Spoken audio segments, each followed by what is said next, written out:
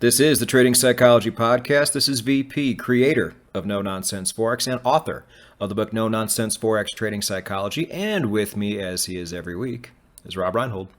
Hey everybody, this is Rob Reinhold, and since you're always talking about your book and I'm all jealous, I'm like, hey, actually we wrote a book too, so check out our book, Maverick Trading. Yeah, I think that's fair. I'm moving on to episode 23 this week. I said before, we are in the prop firm series officially now, and whether a prop firm is in your future or not, I still think there's going to be a whole lot of takeaways all of you are going to be able to glean from this. This is a really interesting episode because this has probably happened to some of you, or this is one of your biggest fears. We are going to break it down. That fear is what happens if you fail your first prop firm challenge. There's going to be some kind of challenge you have to pass. Some of them are more difficult than others. Some of them take longer than others. Sometimes there's a lot more things involved. There's a lot more sunk cost up front. But there's always the chance that you are going to fail. And that's going to be devastating, though. That's going to be a psychological hit because this has probably been your dream for a long time. You've probably had a certain prop firm in your sights for a long time, and you get all these expectations and excitement about, how great it might be to work for them. And then you fail. So now what? I think it's really good to get ahead of this now. Now, I hope my traders have a little bit less of a fail rate than others, but it's still very, very possible. But I'm going to tell you right now, it's not the end of the world, Rob. I just want to kind of start this off with this one thing, and then we can kind of drill down deeper into the reasons. But I've said it before. It's not 8 Mile. It's not Eminem's movie. You don't just get one shot. There's a lot of different prop firms out there. You might be able to come back and apply for this other prop firm again later on. It's not over.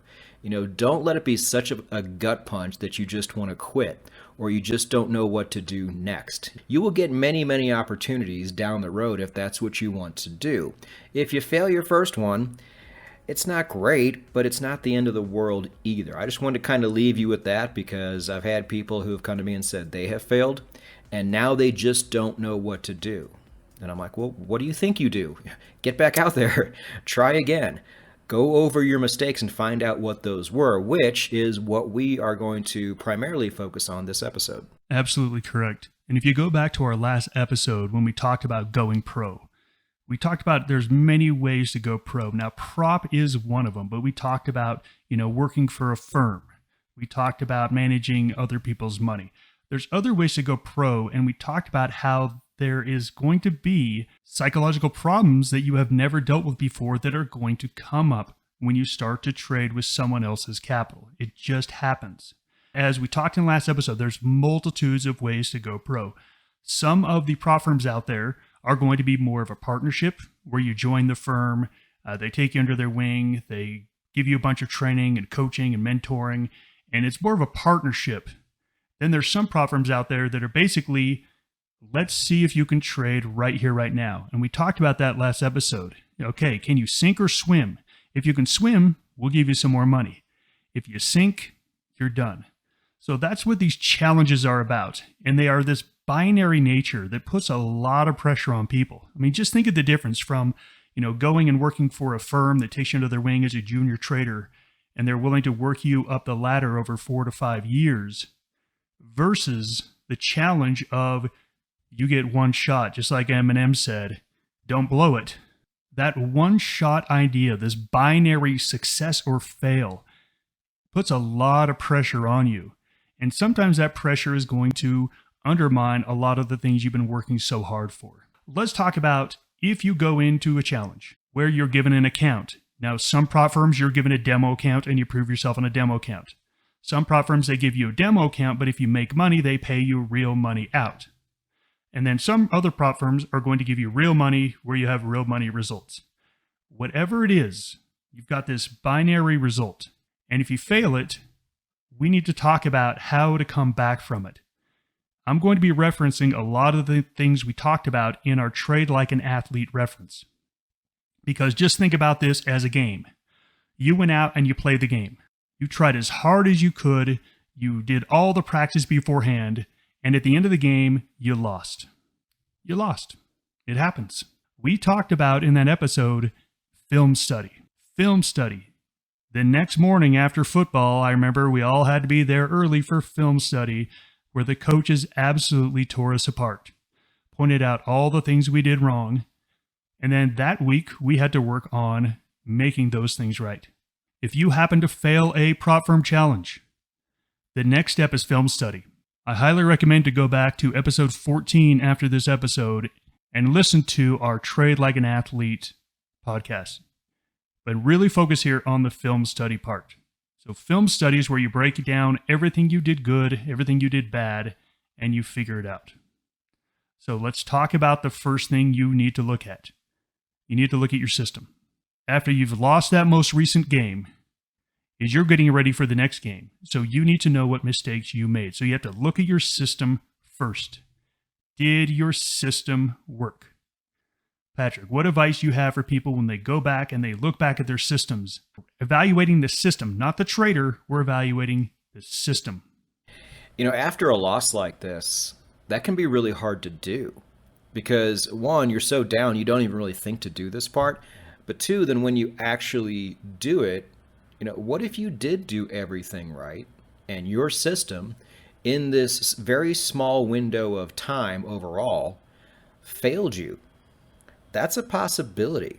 This is a real challenge for people, I think, because when it was showtime, the system they worked so hard curating and abiding by just didn't do it for them. Well, in this case, you just have to understand that prop firms don't have all the time in the world to let this thing correct itself over time. During times like this, you might end up casting doubt on your own system. So my question is this: what kind of goals did your prop firm expect you to hit? Because as we know, as trend traders, if you have a trend trading system and you just happen to debut into a prop firm during 6 months of primarily a dead market, and your prop firm says you have to hit these profit targets, no matter what happens, you're probably not going to hit them. So just take everything into consideration. I don't think any really good algorithm with good money management attached to it should collapse in a 3 to 6, 12-month period. It shouldn't be built for that. So look at other things that may have led to this. Sometimes you're just a victim of bad timing. That's all it was. When I joined in 2014, it was right during the summer of 2014, and the market completely fell apart. And all this excitement I had got me off to a really, really slow start, and then that messed with me. And then once it finally got good again, like we mentioned on this podcast, I ran into that really big mistake where I took that huge loss. And those two things combined, in my mind, just set me so far behind I couldn't even recover. Now, I eventually did, but it took me a very long time. So you just have to understand, sometimes it's circumstantial. If it is, that's another reason you shouldn't get all down on yourself about it. You just have to keep going. There's a lot of reasons why this might have happened. Some of it could be you. Some of it just could have been the timing. But the important thing is to be very honest with yourself and decide which one it was first. Patrick, the one thing I wanted to point out is, and we're going to cover this, the rules of the prop firm. So in your situation with Maverick, you were able to work yourself out of your deficit and come back up and do well. That isn't always an option at all prop firms. Some prop firms you will be terminated and you will not have a chance to come back. So we're definitely going to be talking about understanding the rules of your prop firm, because that is going to dictate how your system is going to work in the framework. So we're going to cover that here at the end.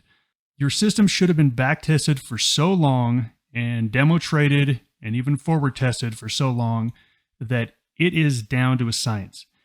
If you deviated from that system, then you're the problem. Did you mess it up? And this is where the Trading Psychology podcast comes in, is that did you mess it up? Did you follow your system? And if you didn't, what caused you to deviate from that system?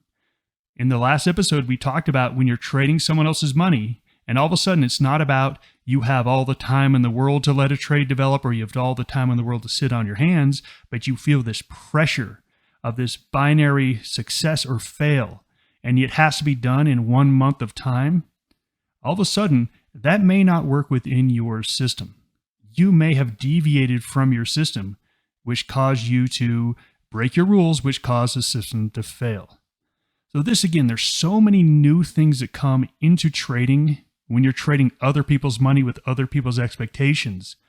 You really have to look at your own performance and say, hey, did I deviate from my system because of the pressure that the constraints of the challenge put me under? If so, you got to figure that out. While we're on the subject, do you see a lot of people who do really well on the simulator or the prerequisite type of stuff and then fall apart later? I always wonder because I found both of those times to be equally stressful. A, have you even seen this happen? And B, if you have, what do you think the main culprit is? Everyone does good in demo. Everyone does good on simulator. And we've talked about this in the podcast. And I remember you being very surprised when we talked about when to go from demo to live. I said 2 months. And you were very surprised at that. And you said, hey, I think that's a little fast. And with a caveat, I said, look, no, you need to start trading real money because you need to start dealing with the psychological aspect of it, because that is 90% of trading. Everyone gets into this game thinking it's 100% charts and that they don't need to know anything about trading psychology. It's almost all trading psychology. It's not hard to learn the X's and O's of trading. What's hard is that psychological aspect. So most people get through simulator, most people get through demo, and then they hit that first account, and they usually do pretty good that first account because it's fairly small, the stakes aren't very big. But as they start to ratchet up, and we talked about this in the episode of when to risk more money, the stakes get higher and the psychological problems start to get bigger. Oh, that's interesting because I always felt like with regular demo trading, there's really nothing on the line. But with that simulator, there's a lot on the line. Like to me, like this is my future on the line. So there's a lot of stress there, but I still did well. And then once I crossed over, it was just a whole different psychological hit altogether. But that does make sense. Yeah, do you guys still do the simulator? Yeah, we still do the simulator. People have unlimited time to go through unlimited amounts of trades. The simulator is not a barrier in any way for us. It's basically to get you ready so when you do hit the ground running, you don't have to deal with the system. You've got it down. You now just have to deal with the psychology part of the business. But in some firms, that simulator, you're right, it is do or die. So first we have, is there a problem with your system? Second, we have, is there a problem with you? Did you screw it up? Number 3 is something that is unique to every single firm, is that every single firm is going to have different rules. And this is where you, if you get into prop trading, you have to know what this company is looking for. Now, if this company says you have 1 month to produce 20% return, is your system geared for that?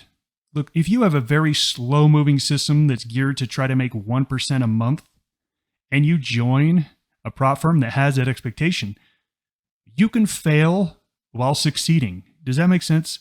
You succeeded. You followed your system. You followed your plan, but you actually failed because you didn't meet these expectations. You really need to understand what the rules of the framework are, because I've seen people that did everything right. They traded perfectly. They followed their system, but they just didn't meet the rules of the system. Or maybe the rules of the system were so constraining that it didn't allow them to follow their system fully because of the constraints of the rules. So we really have to take a look in film study at 3 things: system, yourself, and the rules of the challenge. And while you're on that subject, let me just add in one thing. I have never heard of a firm that is that YOLO to where they want you to make 20% in a month. I don't know if that was just an example. That was a wild example of something that's absolutely crazy. So, yeah. Okay, I've seen firms in the past that have had things that have been close. So if anybody's listening to this on YouTube, you don't have to mention their name. Probably better that you don't, but put down below if you've ever seen a firm or something like it that had requirements that were just out of this world, crazy, impossible, because that might give us a little bit of fodder for that future episode we're talking about. Let us know. I know you guys have seen some things, so tell us down below. So we'll break it down for us a little more here. Talked about that film study. And that film study is, you're not going to have somebody there to do it for you. You're going to have to do this yourself. So what are the things in particular? And I know we've gone over a lot of these things, but in a moment like this, what are some of those things that people need to really focus in on after they might have failed that first challenge? Let's go over how to do film study for yourself. As Patrick said, it's going to be you, but this is where I highly, highly, highly recommend, If you have anybody in your life, get some help. Again, film study is really helpful because you have people there that know the business. You have a coach who's been playing football for, he played football for 10 years and then coached it for 20 years. They can look at your footwork and tell you what you did wrong, even though you don't know what you did wrong. When you get into stepping back, doing film study, there's a lot you can do on your own, but I really, really recommend find somebody. There is lots of communities out there for free that will help you out. You can hire a trading coach. I've known a lot of traders that had their system down, but they kept deviating from the rules, so they hired a psychiatrist. And they would go to the psychiatrist 3 days a week. The psychiatrist had no idea about trading, but it was all about why they did what they did, and they just went over their journal. And it was very, very helpful for them. So at some point, look, you can do a lot of your film study on your own, but I highly recommend to get somebody who you're accountable for. And that's what this is about, accountability. You need someone who can help you figure out the problems, help you fix the problems.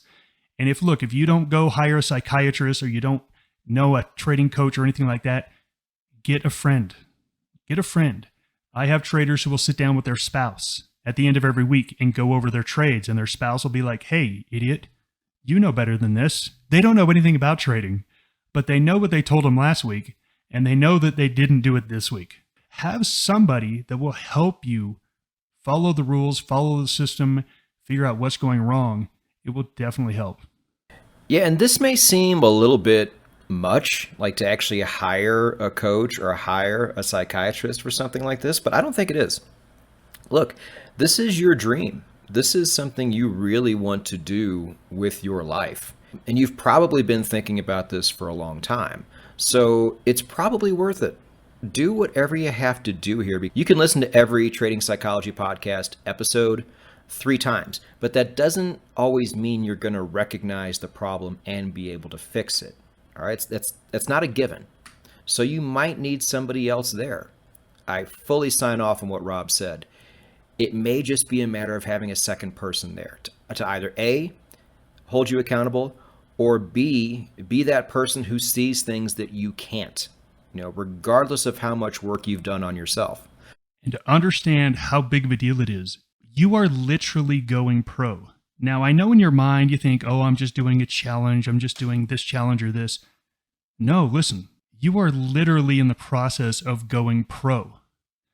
If you were a basketball player, a golfer, and you were right at that amateur golfer stage and you said, you know what, I really want to go pro, what would you do to get yourself over that hump? If you're trying to go pro, you have to treat this the same way. There's a lot of people out there that are amateurs that can make some trades here or there, but going pro is different. You have to treat it like you are literally going pro, and people going pro, they get coaches, they get help. They follow systems, they follow rules, they do all the things, and they understand this takes some time to get over that hump. I want everyone to just put that in your mind.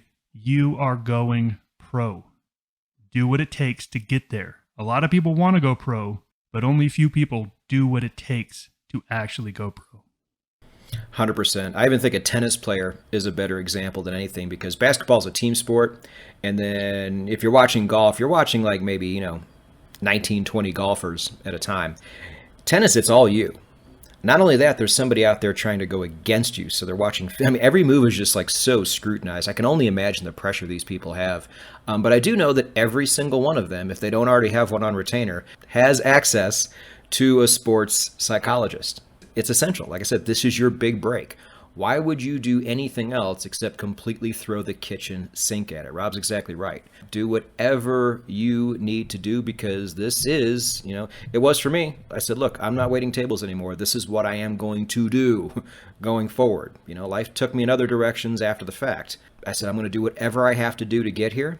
And if I would have had this advice back then, I would have probably taken action myself. And probably, my learning curve wouldn't have been as steep. And every single person that you will meet in your life who is successful at this point in their life, if you sit down and talk with them, they will tell you about their failures. Failures are only a failure if you quit. Failures have been some of the most valuable lessons I've ever learned. When I blew up my account in 1999 shorting dot-com stocks because I was sure that the market was way overvalued and the dot-coms were going to crash, I look back on that and it was painful. It was sad. It brought me to tears. I value that so much. And I said, oh my gosh, I had to go through that. So if you do fail your first challenge, big effing deal. Learn from it. Learn from it, figure it out. And we just walk through how to learn from it. Number one, look at your system. Did your system fail because it was in a bad period? Did your system fail because the rules of the challenge framework didn't allow it to succeed? Did it fail because you messed it up? Did you push too hard? Were you too nervous? What was it that caused it to fail? Figure it out. Get some help if you need it. Go back to the drawing board, work on those problems just like we talked about in the book Peak. Take every single little aspect that you failed at and work on it over and over and over and over and over and over again until you're an absolute expert at it. Then, when you come back the second time, you're going to be meaner, you're going to be stronger, and as we always say at Maverick, you are forged. You are now harder. And now you can actually trade harder like we've been joking. 100%, except for the trading harder part. 110%. I mean, I think I've talked about this before. I fetishize failure at this point. Now, the older and more experienced I've gotten, I fail a lot less. But when I do, I get excited because I'm a long-term thinker, for one. And I just got a really nice scar on my body that my competition doesn't have yet. Every time I fail, I get stronger because that's one big mistake I am never, ever going to make again. So I get really excited when stuff like this happens. So maybe in a really kind of strange, perverse way, you can get excited too over something like this. I hope, dear trader, that through this episode, we have not only helped you kind of cope and deal with that first failure you're going to have, but also what to do to bring yourself back. Because like I said, I didn't have anything like this, and it was really tough. Remember this episode always, should something like this happen, and go over the playbook we've given you. I really do hope it helps. Amen. And I'm 48 years old, and I've been saying this for about the last 10 years. I love to fail. Oh my gosh, I love to fail. It's awesome. I hated it when I was younger, but now it's like, oh, great. I got that one out of the way. And once you just start knocking them down and you just start failing a lot less, it's great. It's fantastic. It is. I think as we get older and more experienced, kind of that insecurity fades away a little bit. And so back when we failed, we would see it as such a knock on us and our reputation. Oh, what are people gonna think if they see us fail at something? Now you're right. Where we are in our careers and our lives right now, it's completely different. And I wish this mentality on everybody because it really is great. I love it. I tell my kids all the time from when they're little, go out there and fail. I tell them, go out there and fail because you're trying and you're going to learn so much. Yeah, if you are a Forex trader and you're not used to failing all the time, like weekly, monthly, with all the losses we take, I don't know what you're doing here. I think just trading alone conditions us to get used to losing and taking hits all the time. So you should already be halfway there. But I'm telling you, once you get all the way there, it really is a nice thing. So on that note, ladies and gentlemen, thank you once again for listening to episode 23 of the Trading Psychology Podcast. We will both see you next week. Bye, everybody.